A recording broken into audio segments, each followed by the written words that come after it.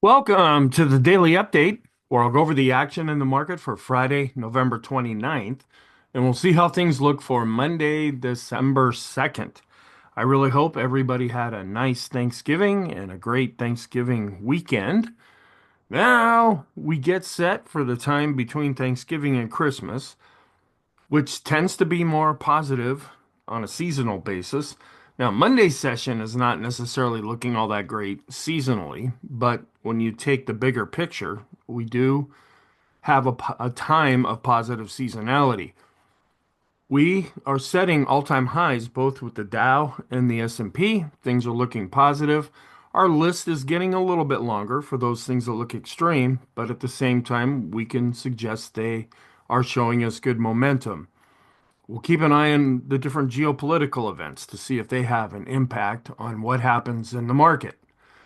Before I get into the whole video, please feel free to check out the SPX Investing Program. It's free until the end of December, the end of 2024. Then I'm going to be rolling out a bunch of new things, and there'll be a trial period, even after I lock things down more, where you can check it out. But feel free to just go there right now, see if it's something that is of interest to you. There's a link below this video that will take you to the website as well as to a video. One benefit is that you get immediate access to the videos as they are posted, where I delay those on YouTube and Rumble. Also, this video, the daily video, is the real hub of the analysis and commentary that I do. Now that it's the weekend, I'll be preparing a lot of these outside videos, but they're all meant to tie into the daily video. Okay, let's go talk about what happened. We had a higher open and prices rose above R1 at 6,018. Then we just kept rising. We got above R2 at 6,037. Then we saw a sell program or people shoring up long positions going into the close. We ended up closing down below R2. So we were up 0.56% on well below average volume. It was an abbreviated session. A lot of people were not participating. You put all those things together and there was not much volume, but we're still looking quite positive in the short, intermediate, and long term. And that's where I'll go through all the charts. Interest rates are coming down a bit, which can be giving some support to stocks. Inflation is kind of a little bit of a concern. It's always a concern to the market, but it will have to do with the economic reports as they are released. Now, in the upcoming week, we're going to get the employment situation report on Friday, and that's the biggest economic report of the whole month. And we'll see if our overall scenario ends up changing, that I'll go through here in just a moment. We do want to keep an eye, as I said, on the geopolitical things. There's developments going on every day between Russia, Ukraine, between Iran, Hezbollah, Hamas, and Israel. We'll have to see if those actually have an impact on the market. Okay, some comments. Both the S&P and the Dow, that's DJX, closed at all-time highs. And then semiconductors had a pretty good day because there was an announcement that came out that the Biden administration might temper or lessen some of its export restrictions on semiconductor and those semiconductor equipment companies that make sales to China. We're watching semiconductors right now. They're drifting lower and actually have seen a death cross within the sector itself, and that could have a real impact on tech. And some of that has to do with these greater restrictions that are being placed on companies. And so the whole sector has been under pressure. If this can improve, that might improve the overall sector, which could improve the tech sector, which tends to help the overall market. Mega caps, semis, and growth did outperform in Friday's session. We do have a non-confirmed Hindenburg Omen. Still not that second little spike up yet. We have until December 19th for that to happen. Here's our short-term list, which, as I always say, could mean that we're getting extended in the short term. It can also mean that we're seeing good short-term momentum. We have the CMB composite, as well as the 20-period exponential moving average of the S&P, and I'll show you charts of all these. The Williams percent are the CCI 14. Now, the 20 is not quite there yet. The stochastics, and then the 20-period simple moving average study. And then in the intermediate term, the Sean trend meter, it's been the lone member of this list now for about a week or so. But we have the bullish percent index for the S&P and NASDAQ 100. Again, that could suggest good momentum. We like it when the bullish percent index is going up. That's quite positive. But it's getting to kind of a high reading now. And there's been no changes to the overall scenario. We'll see if the upcoming week has something to do with that. That the Fed is cutting rates, and we know that that's been happening. Now they're starting to focus on will they be able to cut rates in December? But we're getting these strong economic reports, and that's raising some doubts about the ability to keep cutting rates. Excuse me. The dollar was down and interest rates were down. Both of these together gave support to stocks. We're at 4.18% with the 10-year yield, where after Wednesday we were at 4.24%. We're still inverted with the 10 to the 3 month. The 10 to the 2 year still remains uninverted. Now, earlier this week, we went back to being inverted again with the 10 to the 2 year. It just lasted for one day. Now it's back to being normal or uninverted.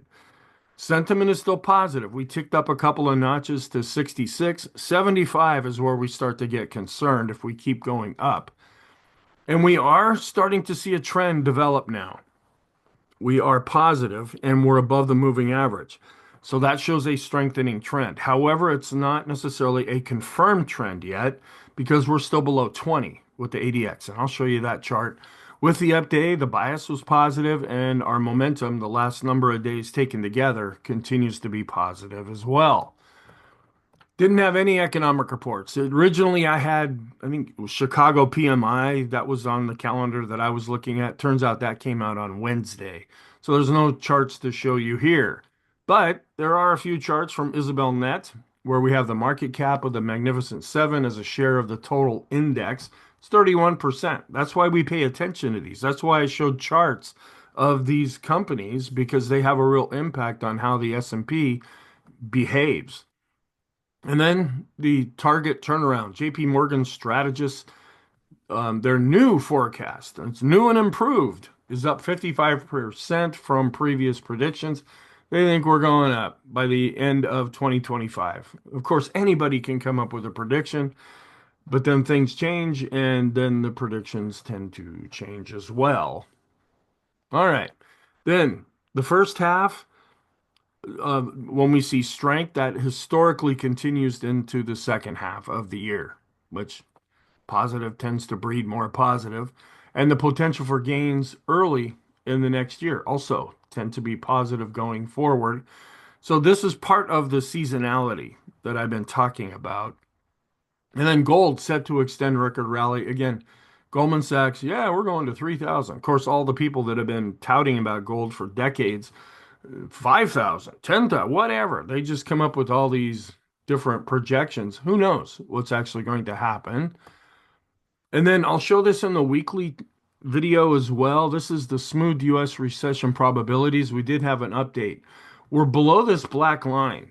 Now, if we go above that, that's going to be a bit of a concern. It's really going to be a concern if we go above the red line. So this is going up just a little bit here. But we're not necessarily freaking out about this at this time. And now there's been a lot of talk about tariffs when Trump comes in and the whole Trump administration. What's that going to do? Well, Deutsche Bank tried to figure out that, okay, these are what the projections are going to add to the cost of things, and then what it's going to be in 2026 and 2027. This blue line here, this is the Deutsche Bank current forecast. The dark blues, the pre-Trump, here are the tariffs, and then this is what's going to add some potential problems as far as Deutsche Bank is concerned. And then equity drawdown risk, it's picked up in the past few months, but it's still pretty low overall. And the drawdown is just, okay, you're in a position and it's been going up, or you buy it and it starts to go down and you either start to lose some of your profits or you're losing your initial investment. We just call that a drawdown.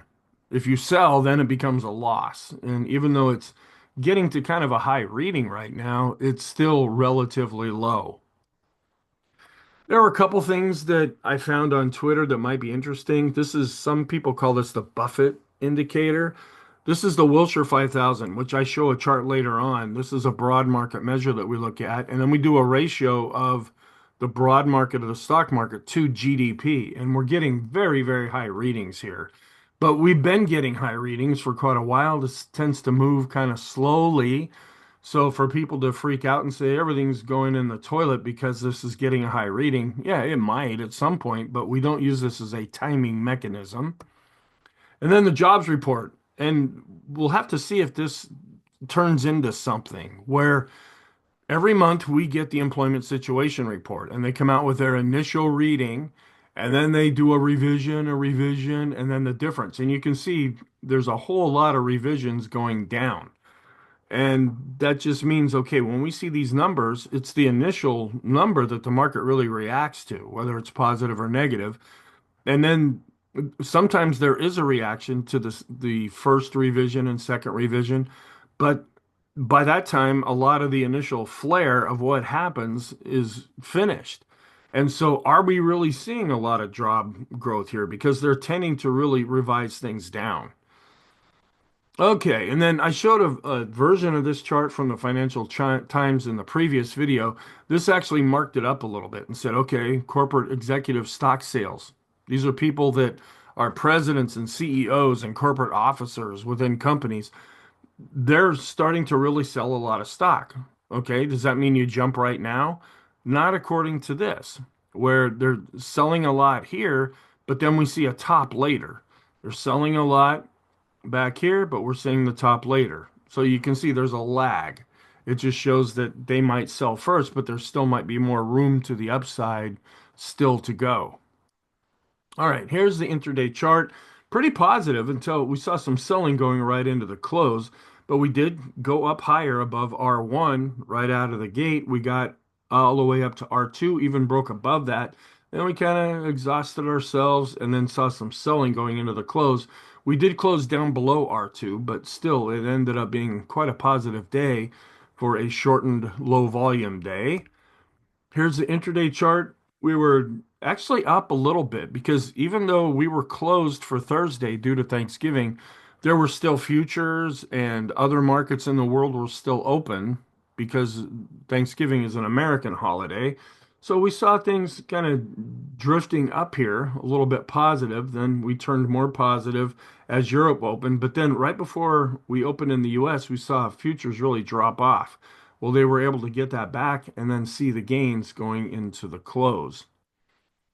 And we're a little bit concerned about this. There's a bit of an improvement here. We want to see the blue line above the red line. That means on an intraday basis, growth is outperforming value. When the red line's above, that means value is outperforming growth. And the market tends to be stronger when the blue line is moving up above the red line. They can both be going up, and there are even times when the red line's above the blue line and we're still doing well, like in Friday's session. But to show the real strength, we want the blue line to be above the red line. And we're seeing a bit of an improvement here with S&P growth to value on the intraday chart. It had really been coming down lately. Although the stock market has been holding up, we've been seeing value really outperforming. Well, it's making a bit of a comeback. It ended up showing a real improvement going into Wednesday, and then that carried through into Friday's session.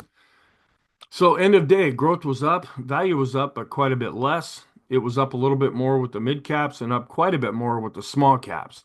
So we look at our end of day chart, seeing a little bit of a tick up here with small cap growth to value, but still in a downtrend. Also a little bit of a tick up with the mid caps, but still in a downtrend. A little bit of a tick up, but kind of going sideways, but in an uptrend when we look at S&P growth to value on an end of day chart. And ticked back up a little bit, but we're still inside the rainbow when looking at the growth versus value ETF. Discretionary doing pretty well, but Staples had a pretty good day.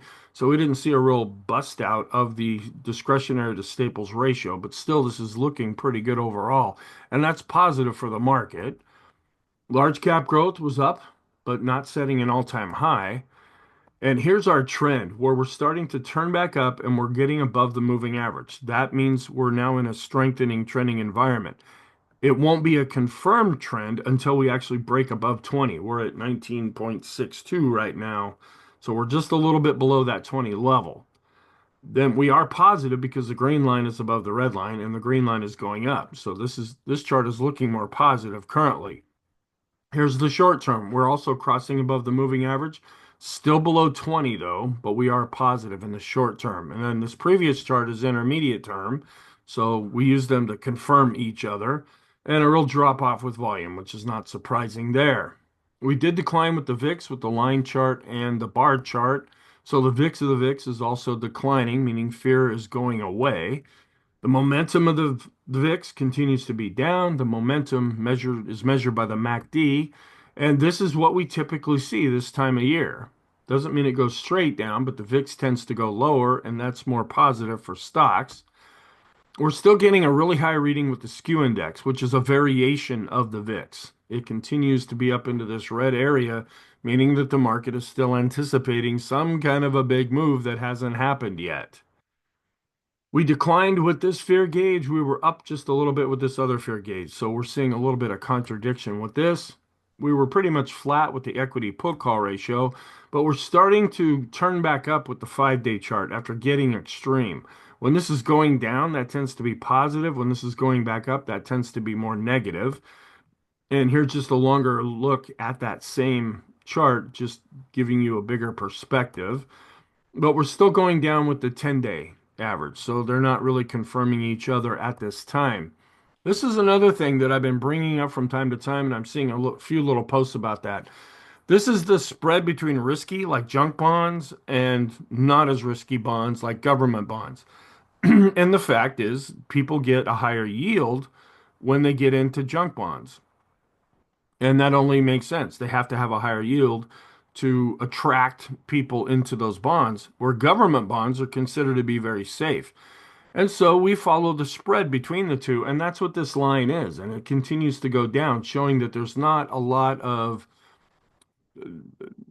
fear in the market right now. And then I have a variation of that. This is put up by Real Investment Advice. This is showing the blue line. This is the same chart that we just looked at compared to what the S&P is doing. And over the years of following this, we found that this is not really good. When we get really low readings, it's not necessarily a good signal to measure market tops. Where this becomes a little bit more valuable is it helps with measuring market bottoms. Well, we're at an all-time high right now. So we just want to be aware of this. Not really concerned about it. I've been watching it. I talk about it from time to time. I go over it in the weekly video as well. And then just to give it a little bit different perspective, this is that same measure that we were looking at, but it's inverted. And we came up a little bit in Friday's session, but still, we're getting very high readings here, which means very low risk with this. So I do look at this every day, and if things really start to go crazy, I will point that out in the videos. Volatility risk premium, another measure of is fear being perceived going out 30 days into the future? No, we're not right now. We're below the band and declining. All right, the advanced decline line with the S&P setting a new all-time high. We have a new all-time high based on price and volume for the S&P.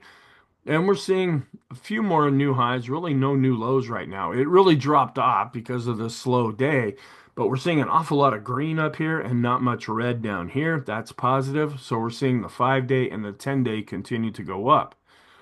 The advanced decline ratio didn't really change all that much in Friday's session, but we're still above zero, both with the 19 and 39-day advanced decline ratios.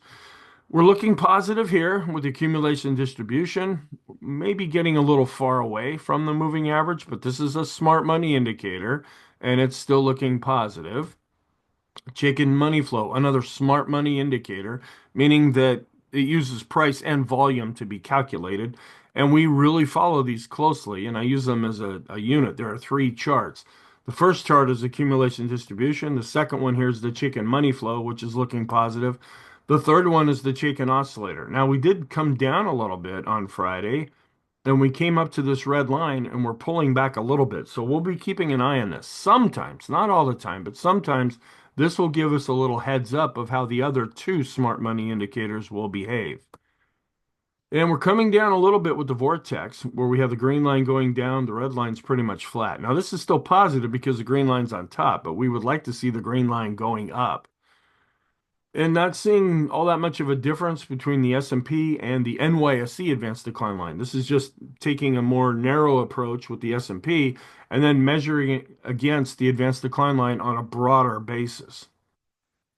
And the cumulative advanced decline line for the S&P setting an all-time high based on price and volume. The NYSE cumulative advanced decline line also had a pretty good day, setting a new all-time high here. The advanced decline line setting a new all-time high.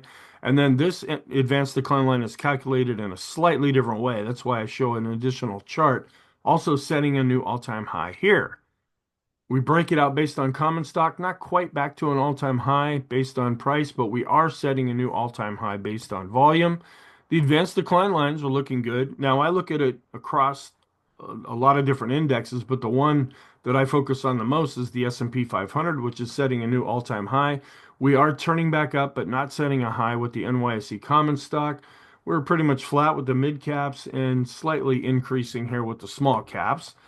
And then we look at those stocks inside of the S&P and where are they uh, either above or below their 20 period moving averages. Well, when we get above this 80 level, that means that 80%, to be more precise, 83.2% of stocks in the S&P 500 are above their 20 period moving averages.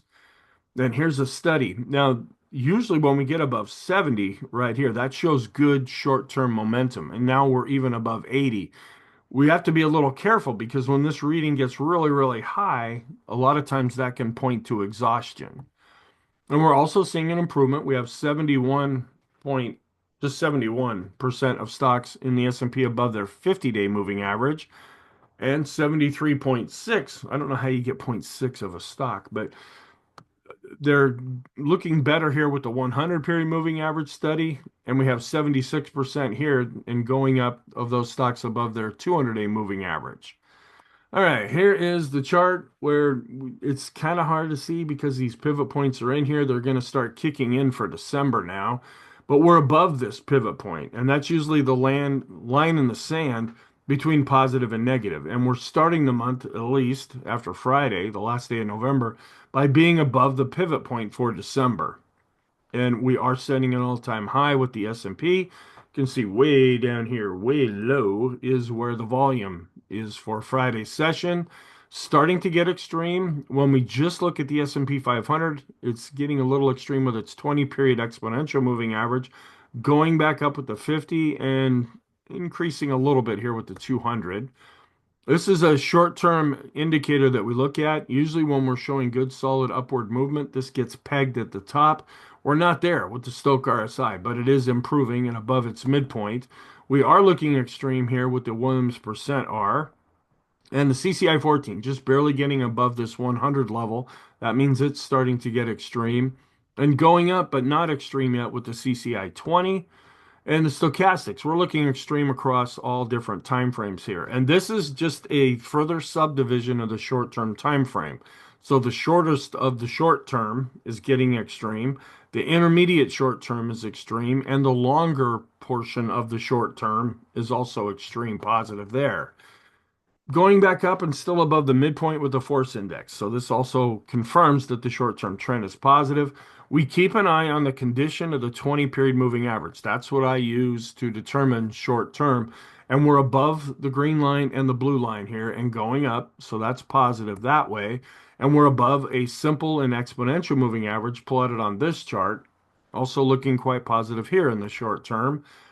And we're just at the high end of the +2 channel with standard deviation. When we get a little bit concerned is if we go up into the +3 channel, but we're not there yet. Intermediate term, kind of ticking back up, but still positive with the balance of power. We've been a little concerned that this has been coming down, even with the S&P going up. It seemed to bounce up just a little bit in Friday's session. Starting to get extreme with the CMB Composite Index. I use this like an oscillator. I only show it when we're getting an extreme positive or negative reading. Well, now we're starting to get an extreme positive reading. Then we look at the condition of the intermediate term trend as measured by 50 periods, and we're above both the red line and the blue line here. So that's still looking solid. We're looking positive here with the go, no go with the darker blue bars. Coming up in the blue line, starting to go up a little bit with our highest high value. That's positive too. This is interesting right here, the TTM squeeze, which has been going up as the S&P's been going up, it's turning a darker shade of blue. Now it could redraw and change, but this is a little bit of a concern here to have this. It's seeing some kind of a warning sign here, but I don't treat this as a primary indicator. I know some of you that watch these videos do. I don't. I just use it as more of a secondary or confirming indicator. And we're just barely positive here with the ease of movement after it had been declining. And we're going up a little bit with the Arun indicator. We're above zero and going up. That means the buyers are outnumbering sellers. And we're pretty much flat with the S&P McClellan oscillator where we had declined on Wednesday, but we're still above zero. So we are positive with this. And when we're positive with the McClellan oscillator, we see the summation index based on price and volume going up. Now you could start to be a little bit concerned here if you look longer term, where we've been going up with the S&P and we're actually showing a negative divergence here with the summation index based on price and volume. And that's there, and that's true. But on a shorter term basis, is this going up? That's the positive side. Then we keep an eye in a little bit broader sense of time just to see, okay, is this negative divergence going to play out into something? And we saw a bit of an improvement here with the NYSE McClellan oscillator. We're above zero, so we continue to go up with the summation index based on price and volume for the NYSE.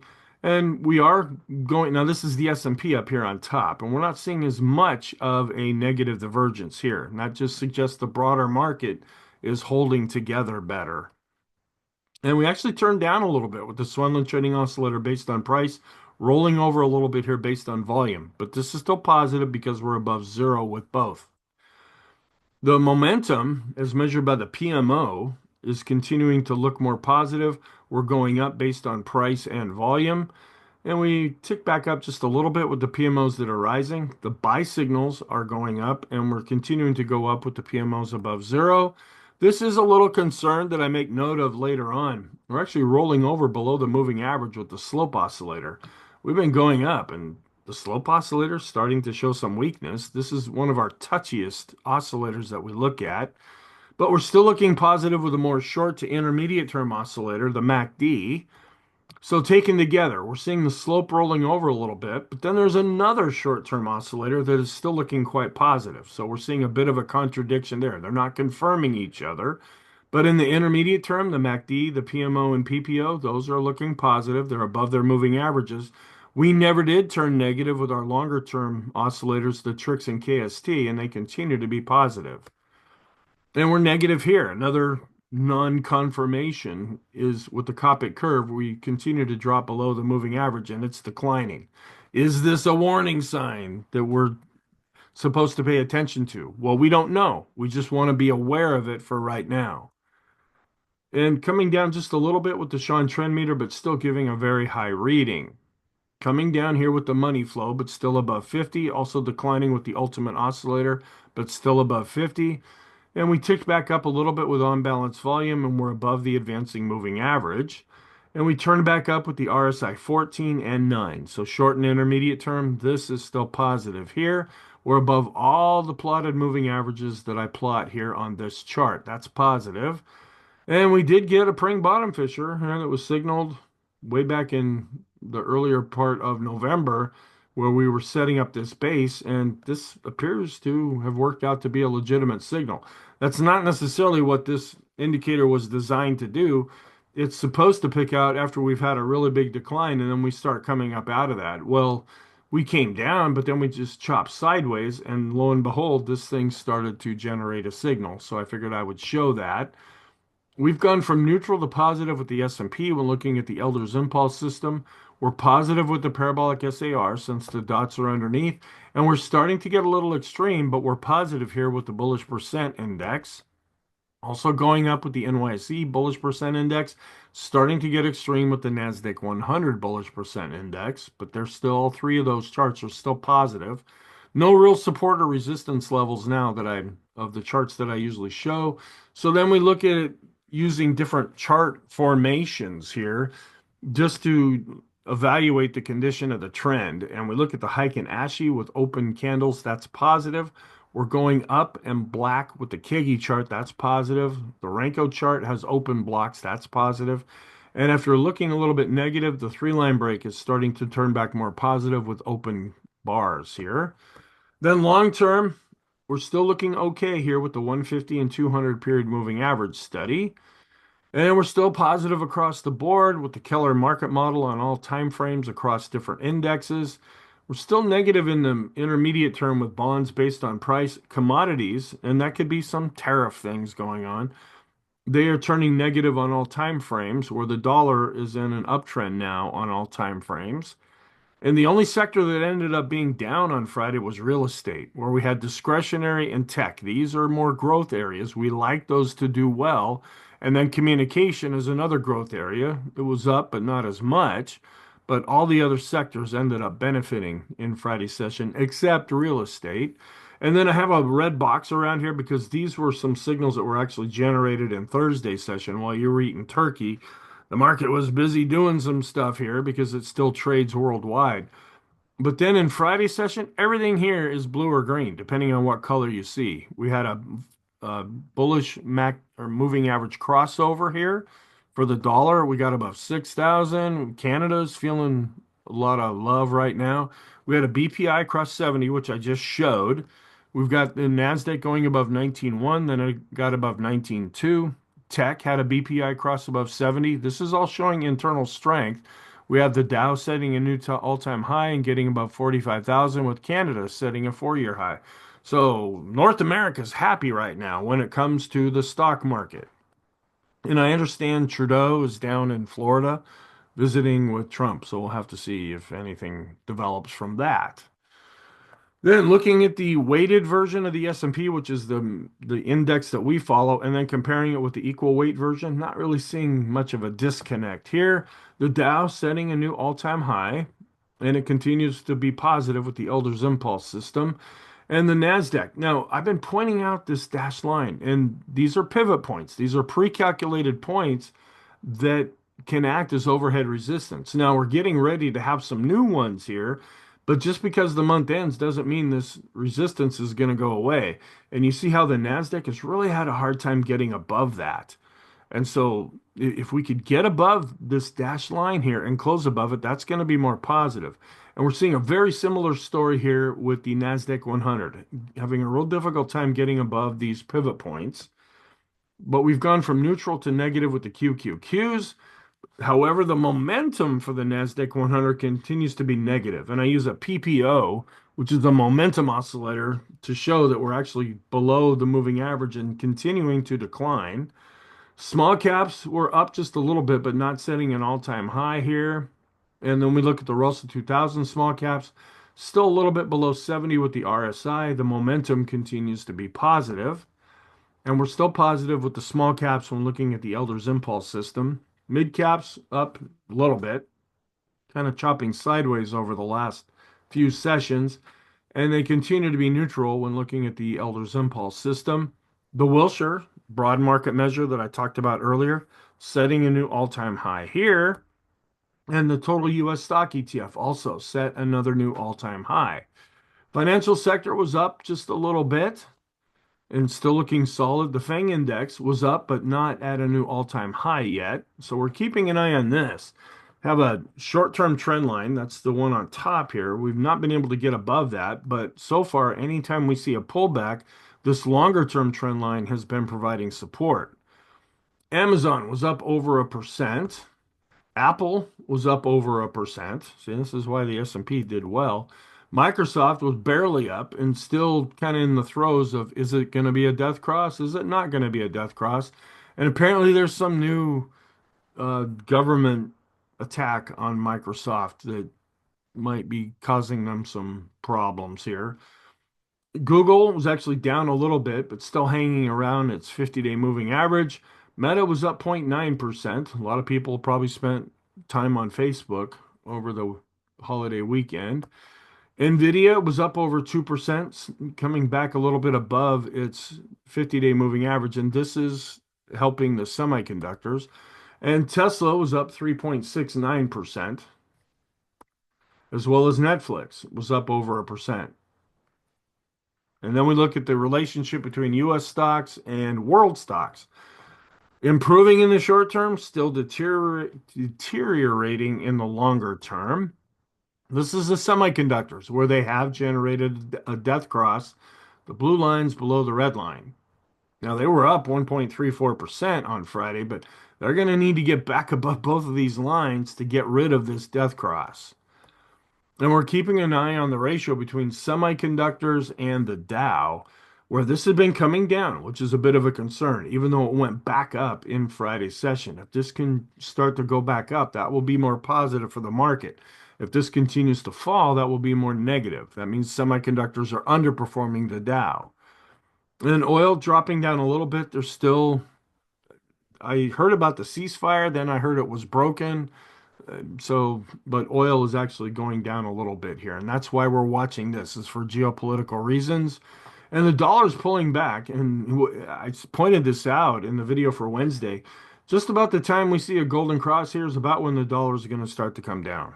And that's one of the drawbacks to using moving averages to measure trends, because you get whipsawed a lot here. But the dollar is still very strong, but it's coming down into the 105 range, where it got well into the 107 range earlier this week.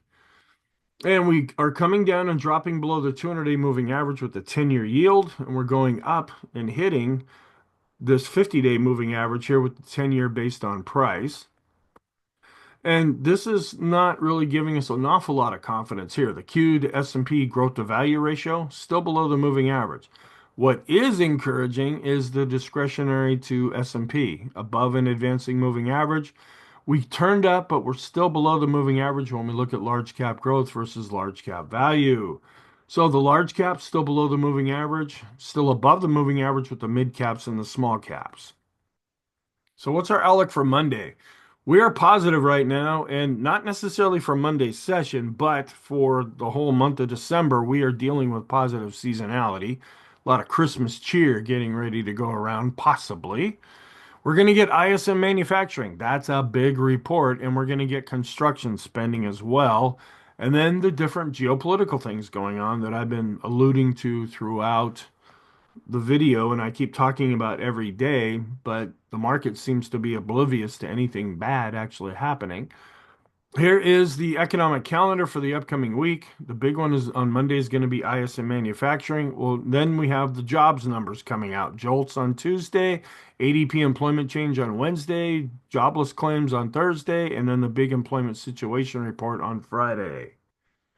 And here's another look at the upcoming week as far as the economic reports that will be released, what their previous reading was, and then what their forecast is planning to be.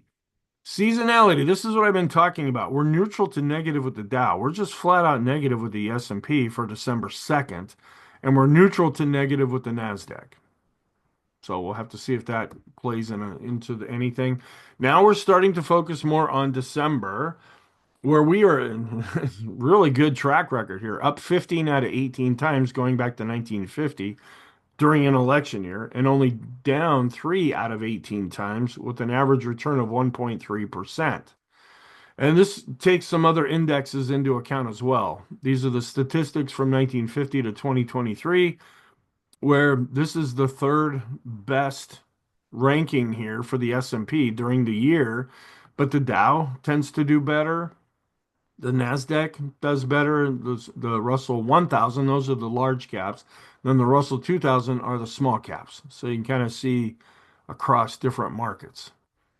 And then now focusing more on December, we tend to be positive, and I'm probably going to stop showing this after this video because I'll go over it in the weekly video. If you go back to 1950, that's this yellow area here. That's positive. But over the last 20 years, that's this blue line. And then over the past 10 years, that's green. And then during an election year, that's either black or dark blue here. They're all positive when you look at December, no matter how you calculate the numbers. And then I have been showing this for a while. And this just shows the positive seasonality that up before Thanksgiving, going into the second day of the new year, we are positive with the S&P and positive with the small caps. And this is the pink line here, purple, whatever color you want. and how it's been performing in reality versus, okay, just the top first quarter when the sitting president is running, the aggregate cycle according to Stock Traders Almanac, and then how 2024 has been performing all by itself. Oh, the black line are all election years together, and we're just blowing all of these out of the water right now. Monday is the most positive day when we compare it to 2023, but it's not the most positive day so far in 2024, but it's still positive. And then here's another look at December. According to Carson, we're up 83 and a third percent of the time with a return of 1.3%. I'm probably going to throw this one over into the weekly video from now on as well. This is a seasonal chart, just showing how we see positive seasonality on this chart. This is after the election, and then this is what happened after the 2020 election. So we have a lot of evidence for positive seasonality right now. So what are our warning signs? We are going up with the 5-day put call ratio, but again, it could be just some hedging going on ahead of the holiday weekend. But I don't want to explain it away. We just take it for what it is. And when that's going back up, especially after giving us an extreme negative reading, sometimes that can mark a top. But we need other charts to confirm that. The Copic curve is negative, and the momentum for the NASDAQ 100 is negative. And we do have a non-confirmed Hindenburg omen. Now, on the positive side, though, we've got quite a long list. In fact, that's why it looks smaller. Our smart money indicators are positive. We're a little bit concerned about the Chaikin oscillator. Is that giving us some kind of a early warning here? Because it's starting to turn down. And the McClellan oscillators and summation indexes for the S&P as well as the NYSE. So the S&P 500 and then the broad market NYSE. They are positive. The Swenlin trading oscillator is positive. The Vortex, the 10-day equity put call ratio is still going down. It takes longer for that to change. And growth to value still holding up for the S&P, improving a little bit with the mid caps and the small caps. And we are seeing where discretionary is outperforming staples. And our oscillators are improving, but we're a little bit concerned about the slope oscillator. It's actually seeing enough of a change to drop below its moving average. And that's a short-term oscillator there. The advanced decline lines are positive. All of our moving average studies of those stocks in the S&P are positive. The parabolic SCR, the bullish percent indexes, when we're getting a little extreme with the S&P and NASDAQ bullish percent indexes, the ease of movement and the money flow, which are secondary indicators, as well as the ultimate oscillator, that's positive. And the financial sector is positive. And then here's the Hindenburg Omen. And if you are maybe you're watching this video for the first time and you're like, what's a Hindenburg element? Well, this whole real exciting writing right here tells you what that is. But then I show the chart, which takes all that exciting writing and just puts it into an indicator with all the criteria together. And so far, we're not seeing a confirmation spike here. We saw the initial spike on November 20th. Now we have to see if there's another spike between now and December 19th. All right, so our conclusion, we are positive. A trend is starting to develop, and we are in a period of positive seasonality. And that kind of works through all the different time frames. We're positive in the short term, but the positive seasonality is not really all that great for Monday's session. In the intermediate term, we are positive, and it does appear that a positive trend is developing, and we continue to be positive in the long term. Thank you. I hope you have a really good holiday weekend, and I will talk to you in the next video.